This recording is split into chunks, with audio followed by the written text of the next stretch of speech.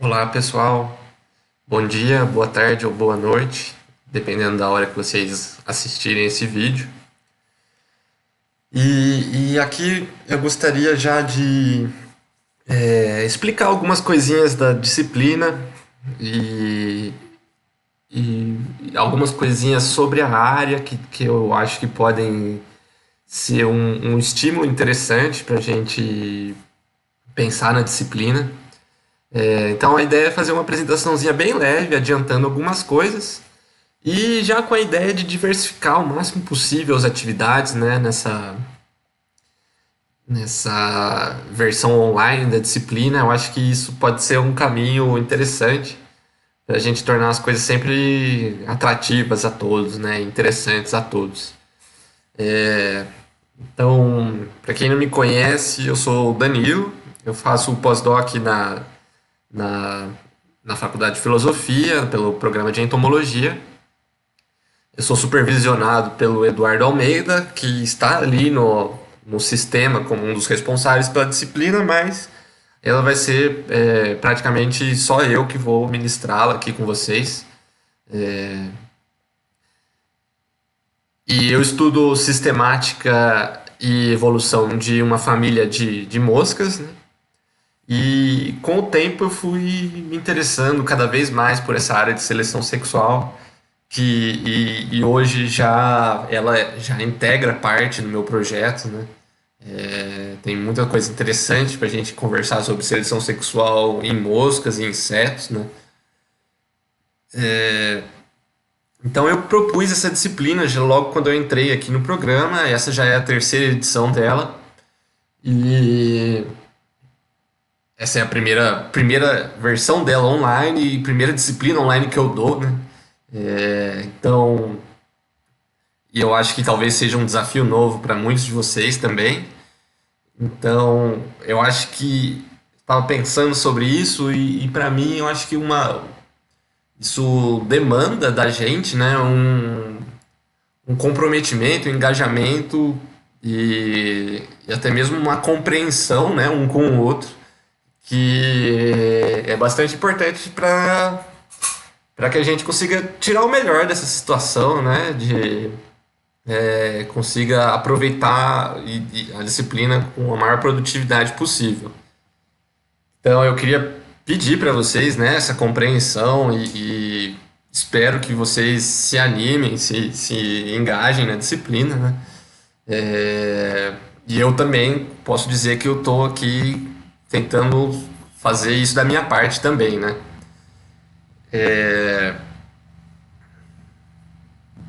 Bom,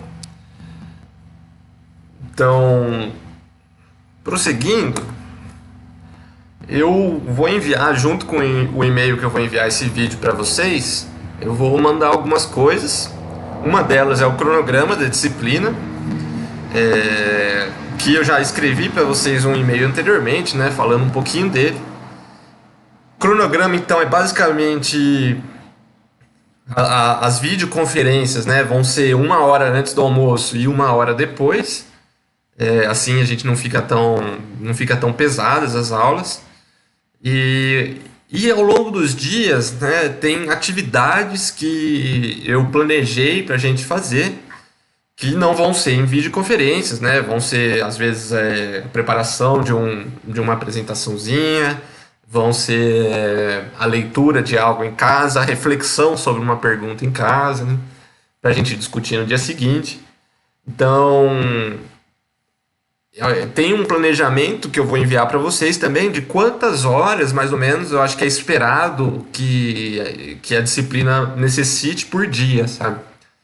Porque nem todo dia vai ser o mesmo tanto de horas e, e existem horas além dessas aulas, dessas horas de videoconferência, né? Que são todas previstas na disciplina, nos créditos, né?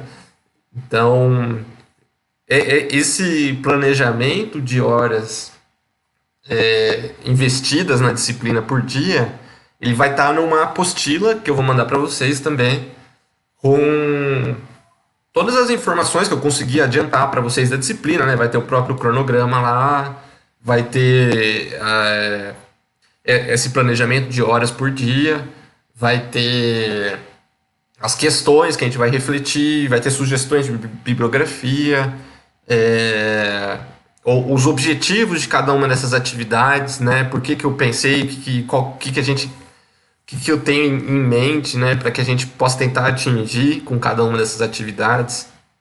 Então isso também tô mandando junto com um e-mail para vocês, tá?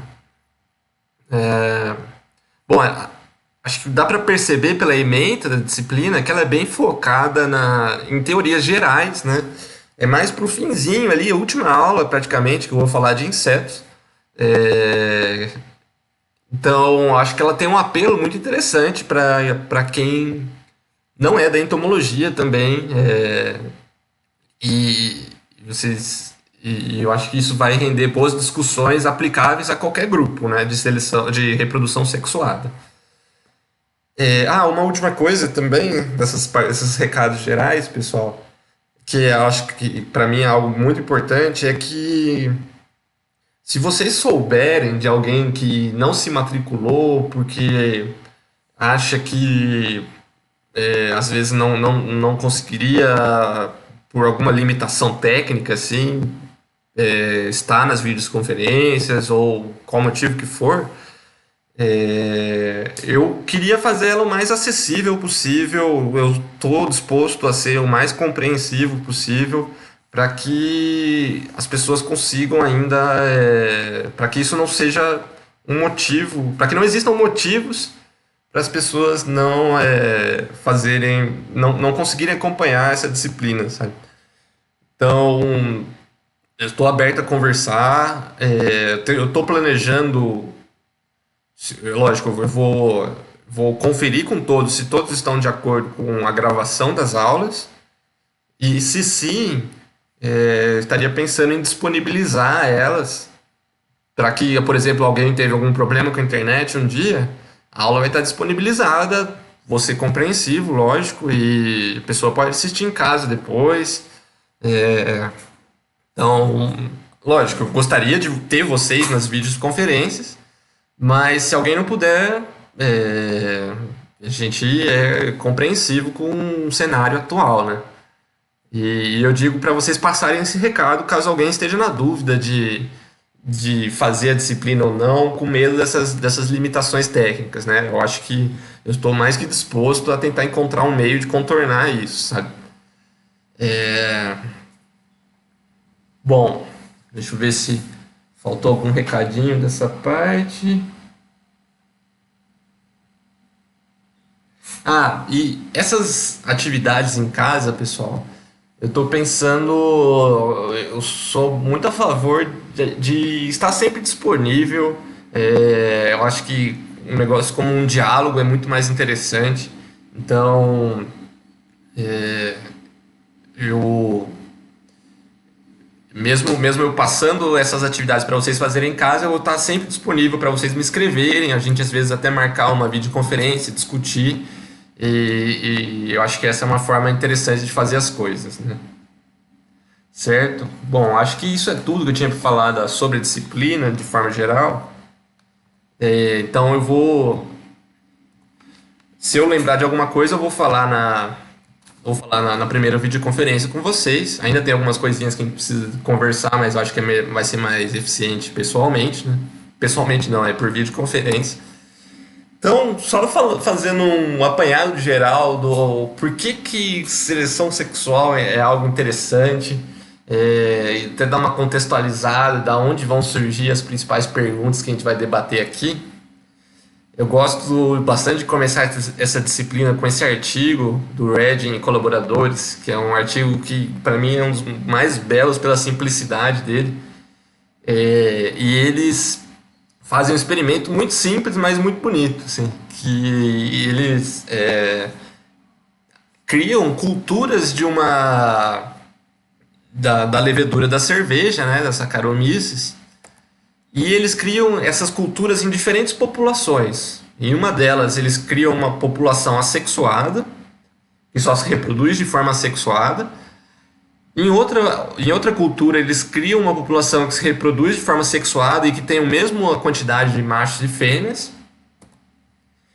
E em outra cultura, eles criam uma população que se reproduz de forma sexuada, mas que tem uma frequência muito maior de machos na população do que de fêmeas. Então, com essa última, eles estão tentando simular uma seleção sexual mais forte. Ao longo da disciplina, a gente vai entender como que isso funciona, né? Por que essa diferença de presença de machos e fêmeas vai implicar em uma seleção sexual mais forte. Exatamente, então eles fazem esse experimento exatamente para ver a influência que uma população que vai estar passando por uma seleção sexual mais forte ao longo de várias gerações vai ter com relação a alguns aspectos de outras áreas, né? Por exemplo, então eles criam essas três populações ao longo de várias gerações, né? E depois disso, eles aplicam o que seria um estresse para essas leveduras, que no caso seria sal ou glicose, né, em grande quantidade. E eles veem então que a população que estava com uma simulação maior de seleção sexual, né, teve uma pior resposta ao estresse. A maioria uma quantidade muito maior de leveduras morreram quando esse estresse foi aplicado. E, além disso, né, eles pegaram duas populações diferentes que estavam com essa seleção sexual elevada, tentaram reproduzir entre elas, e viram que já começou a haver um maior isolamento reprodutivo entre populações que as outras populações de seleção sexual moderada ou assexuada. Então, eu acho isso muito interessante ver como, de forma simples, né, eles conseguem mostrar o poder da seleção sexual na resposta ao estresse que os organismos têm, né, na resposta a outras áreas, né, que seriam mais relacionadas à seleção natural. E cabe muito pensar, né, o que aconteceu, por que essa população tá respondendo muito pior ao estresse, né, que as outras. E isso tudo a gente vai abordar ao longo da disciplina, né? Isso aqui era só para dar um gostinho inicial. Tem uma frase que eu gosto muito do Darwin, que é do livro de seleção sexual dele, né? Um dos maiores livros dele também, ao lado do Origem. Ele fala então que no contexto de seleção sexual, né? Ele está falando ali que pelo pequeno tamanho dos insetos a gente tende a subestimar eles, né? As estruturas deles, o que aquilo representa, né? Ele dá o exemplo desse besouro aqui, do Calcossoma, que tem esses chifres bem longos. Ele fala aqui, né, então, que os calcossomas, com essa armadura brilhante, né, que é todo o revestimento dele, colorido e brilhante, e esses chifres grandes, se a gente conseguisse imaginar isso na proporção de um cavalo ou de um humano, seriam um dos animais mais imponentes do mundo, né? Então ele está falando ali de estruturas que aqui na frase não aparece, não está claro, né? Mas ali ele está dizendo que essas estruturas são geradas por seleção sexual e que seleção sexual então gerou as estruturas que nos faria ver a imponência de um dos animais mais chamativos do mundo, né? Acho essa frase bem legal. Então a gente pode colocar como um ponto zero ali, né? Das coisas que a gente vai falar, um pensamento do porquê que a reprodução sexuada e a seleção sexual existem, né? Como que a gente pode pensar como surgiu, quais foram os benefícios, os custos, né? Já que a gente falou um pouquinho disso no artigo. Tem uma parte de divulgação da BBC que é uma página que fala dos 20 principais acontecimentos da história da vida na Terra, né? E a reprodução sexuada é um deles. Eles colocam lá, então, que ela surgiu provavelmente por volta de 1,2 bilhões de anos atrás, muito antes da vida multicelular, né? E ele fala, coloca uma frase, eles colocam uma frase que eu acho muito legal aqui, que é: não está claro quando ou por que alguns organismos simplesmente deixaram de se dividir e começaram o mass business da reprodução sexuada, né? É, Então, desde que a reprodução sexuada surge, ali no ancestral dos eucariotos, se torna o principal meio de reprodução de quase todos eles.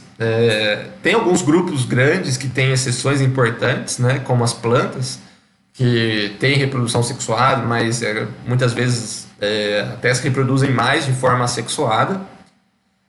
E dentro de animais multicelulares, são poucos os que têm outras estratégias de reprodução, né, os que têm uma reprodução assexuada.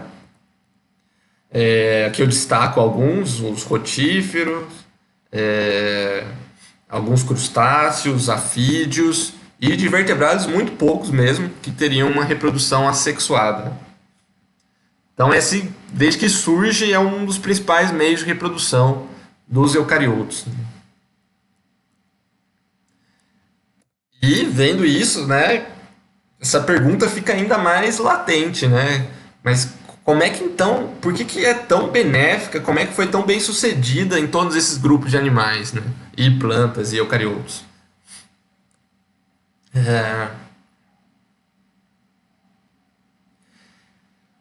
É, a gente pode pensar nessa pergunta, pessoal. Aqui eu estou falando muito no sentido de espécies, né? É, por que que a reprodução sexuada é benéfica para uma espécie? E de fato, né, espécies podem ser extintas, espécies podem ser o que a gente chama de unidade de seleção. Mas a gente pode pensar nisso em termos de populações também, né? Uma população também pode começar a se reproduzir de uma forma diferente e a partir dali ser selecionada positivamente ou negativamente, né? E uma outra forma de pensar ainda seria pensar em termos de indivíduos, né? A gente pode pensar que um indivíduo, uma população, ele pode ter uma reprodução assexuada ou sexuada, dependendo ali, né, das limitações genéticas, de desenvolvimento e etc. E ser selecionado dependendo de qual ele escolher, né? Ou escolher fisiologicamente, não necessariamente algo que passe por uma escolha intencional, né? Da intencionalidade humana. É, Então, isso é uma discussão muito interessante de a gente pensar em qual é a unidade de seleção. A gente pode falar de espécies sendo selecionadas, populações sendo selecionadas, ou organismos, ou até mesmo genes, né? Genes eu não vou falar quase nada aqui. E vocês vão ver que ao longo da disciplina a gente vai falar principalmente de indivíduos, mas é quase como uma existem formas de se discutir também nos outros níveis, né? Não é errado falar dos outros níveis, mas a grande, o grande corpo de estudos de seleção sexual trata nessa seleção no nível de indivíduos, né? Pensar em qual que é a vantagem ou custo, né, de um indivíduo ali fazer determinado comportamento ou ter determinada estrutura. Então, só abrindo um parênteses meio grande aqui, né?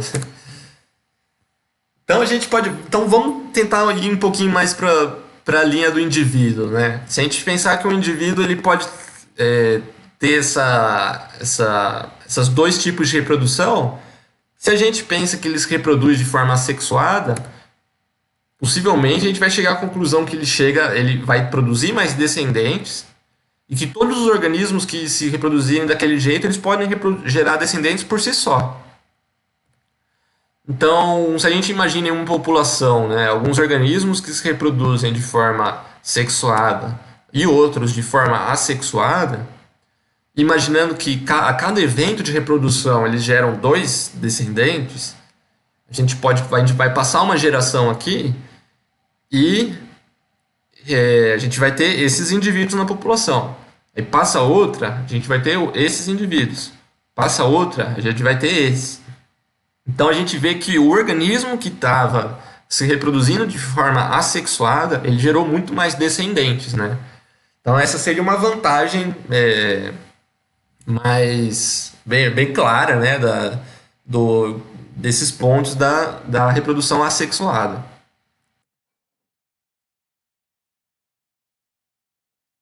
Mas quais seriam as vantagens da reprodução sexuada, então, né? Parece que ela teve uma desvantagem grande ali na comparação que a gente fez.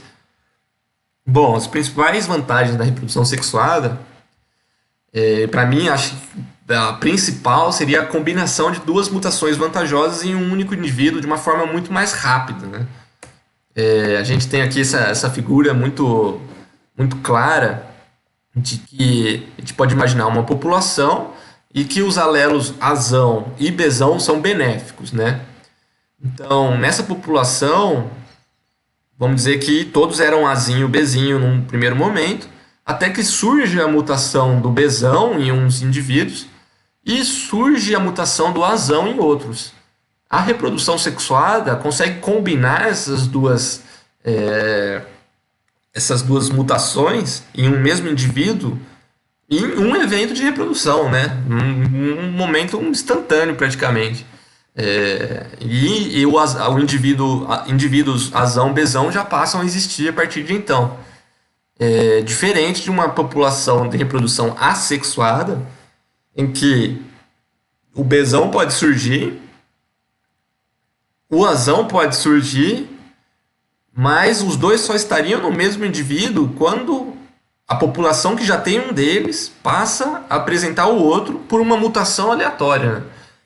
Então, é muito mais difícil de combinações vantajosas existirem, né? Além disso, a reprodução sexuada tem algumas características, alguns benefícios relacionados à diploidia, que é o principal arranjo cromossômico dos organismos de reprodução sexuada. Então, ela tem fases de reparo de DNA na meiose. O DNA consegue se utilizar da fita extra, né, para reparar e evitar más combinações genéticas ali. E a questão da diploidia também traz esse benefício de que os organismos eles podem ter uma diversidade que fica não expressa, né, através dos alelos recessivos. Então, isso possibilita um arranjo genético muito mais elaborado que vai traduzir em forma de fenótipo, né? Então, na reprodução sexuada, a gente pode resumir que a diversidade genética ela surge por mecanismos aleatórios, por mutação e recombinação, e ela passa por dois filtros vamos dizer assim, de qualidade ou de adaptabilidade ao ambiente, né? Que seria a seleção natural e a seleção sexual.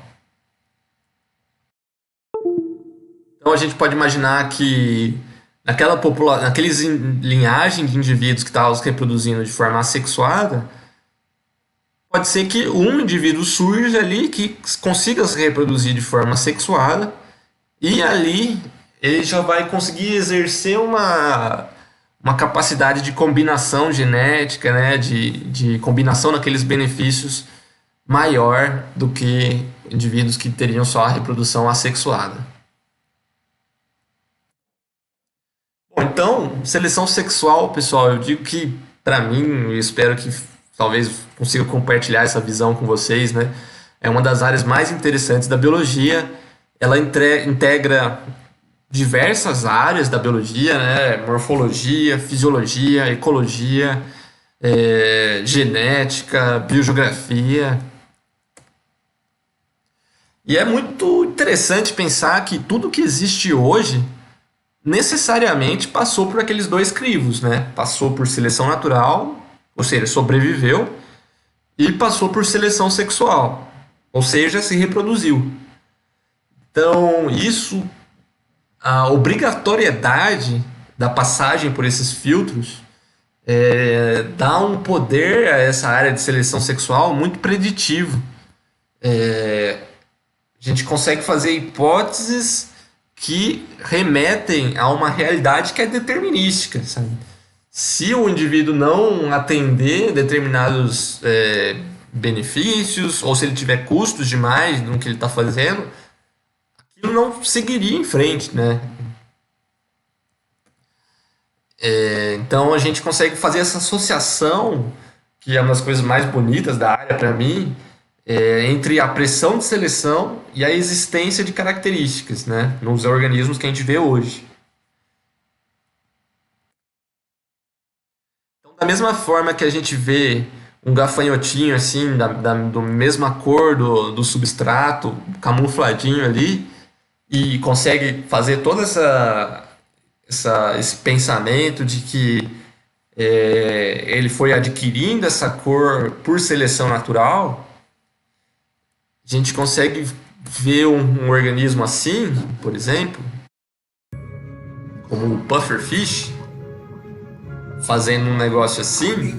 He can't rest for more than a moment, but must work 24 hours a day for a week, or the current will destroy his creation.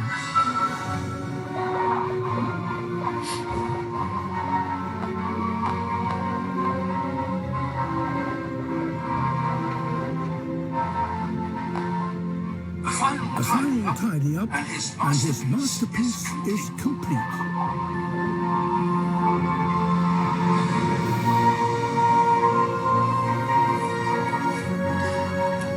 E chega à conclusão que ele faz esse ninho para fêmea, né, colocar os ovos, como uma resposta a uma pressão de seleção sexual. E a gente consegue ver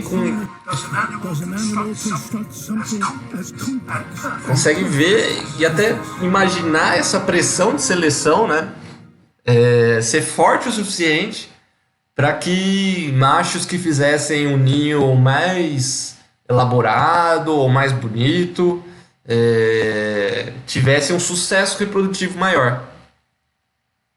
Certo? Bom, mas apesar de tudo isso, né, apesar de ser uma área incrivelmente interessante, é uma área bastante complexa também.